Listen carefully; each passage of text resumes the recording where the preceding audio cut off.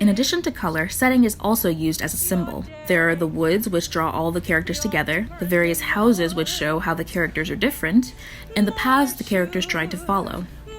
All three have the same role in the play. They highlight the lack of absolutes in adult life.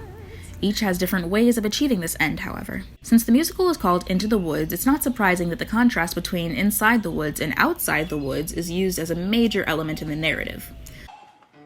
Little Red is the first one in the play to mention the woods, repeating the line, "Into the woods!" over and over on pages 7 to 9 of the script.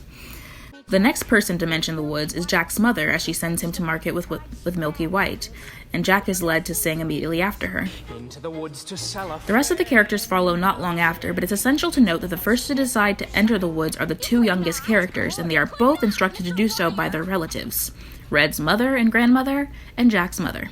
Another shared factor in the voyage is that both children are given guidelines for their quest. Jack is told to go straight to the woods and don't delay, and according to Little Red, Mother said straight ahead, not to delay or be misled. It can then be inferred that the woods are a dangerous place, but still a place that cannot be avoided, seeing as children are made to enter, but also given strict rules concerning how to go about it. Even the recurring line, "Into the woods and out of the woods and home before dark," indicates that the woods should be entered and exited as quickly as possible. The best models, though, on the nature of the woods are the songs It Takes Two and Moments in the Woods, both of which share the same tune, although the former occurs in Act 1 and the latter occurs in Act 2. Also, in both songs, it's the baker's wife who comments on the properties of the woods and their effect on people. In the first line of It Takes Two, she says, "You've changed, you're daring, you're different in the woods, more sure." This assessment manages to simultaneously set up the woods as a good influence and contribute to the earlier consensus that the woods are a threat that must be gotten through. In Moments in the Woods, the baker's wife gives a perhaps more illuminating view.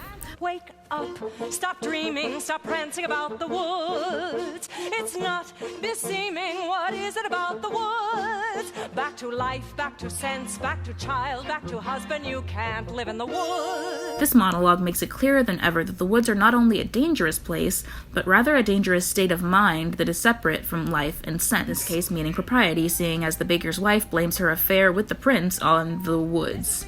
Yeah, that'll work. "Honey, it was the trees did it!" This could indicate that the woods are like the lustful, needy parts of the mind, or Freud's id, although I hate to reference Freud because Freud sucks. This implication is supported when a bit later she says, And to get what you wish only just for a moment, these are dangerous woods. This makes sense in relation to the wood's effect on the baker in Act 1, because when met with the strong desire for a particular thing, the baker's weak-willed nature is replaced with a passionate, charming, considerate, clever disposition, as his wife puts it. However, that need which gives motivation in childhood, or Act 1, as is evidenced in the baker's new attitude and Little Red and Jack being sent into the woods by the inspiration of their parents, leads to chaotic instability in adulthood, or Act 2, as is evidenced by the baker's wife's affair with the prince. As the prince puts it, "Right and wrong don't matter in the woods, only feelings." In the very last words of the play, "I wish," and the woods as good or bad, the musical goes out of its way to clarify that the woods are as important and useful as they are dangerous, necessitating the characters' journeys into the woods. Thus, the woods establish a lack of absolutes. Houses also make great contributions to the thematic messages in Into the Woods. The stage directions in the very beginning of the play make a point of saying that the main characters are all in their respective houses, and it is fitting that all of the houses are described differently, because each character's house plays a different role in his or her development than that of the other characters. Jack's house serves as a polar opposite to the home of the giant, Red's grandmother's house serves as a constant destination, and the baker's house serves as an incentive to succeed in his quest. Houses are very prevalent in the character journey of Cinderella, but ironically, she hardly mentions them until the point towards the middle of Act 2, when she decides what she wants to do with her life. When Cinderella confronts the prince about his affair with the baker's wife, she decides to part ways with him, saying, "My father's house was a nightmare. Your house was a dream. Now I want something in between." This sentiment, while illustrating the lack of absolutes, also mirrors Jack's statement regarding his own house and that of the giant. "And you think on all of the things you've seen, and you wish that you could live in between." And I know I did that in the movie octave, but I like the movie octave. Similarly illustrative are Little Red's and the baker's plights in terms of housing.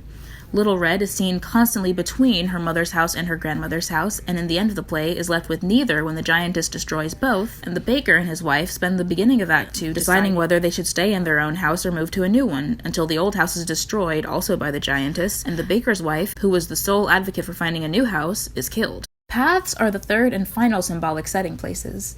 Little Red is the character who most singularly is impacted by this symbol. She is told to follow a straight path through the woods in order to reach her grandmother's house, and she remains devoted to this rule until convinced to stray. It can be argued that the path symbolizes the instruction or example set by Little Red's mother, which she defies. It is clear that Little Red views the incident with regret, saying in Act 1, "Mother said straight ahead, not to delay or be misled. I should have heeded her advice, but he seemed so nice." And in Act 2, "Maybe I shouldn't have strayed from the path." However, it is also in Act 2 that the main characters find themselves unable to navigate the woods because the path has vanished, symbolizing that there is no precedent for the characters to follow in order to solve their problems. This suggests that their dependence on the path or on the ways of the past is the true problem. A moral quandary then arises. Following the path leads to confusion when there is no path, but straying from the path leads to danger. Metaphorically, Baker briefly follows his father's path by abandoning his son. As the witch expresses, "You're all liars and thieves like his father, like his son will be too, oh why bother?" As the baker and the mysterious man put it, "Like father, like son." Both statements caution against the absolute following of predetermined paths.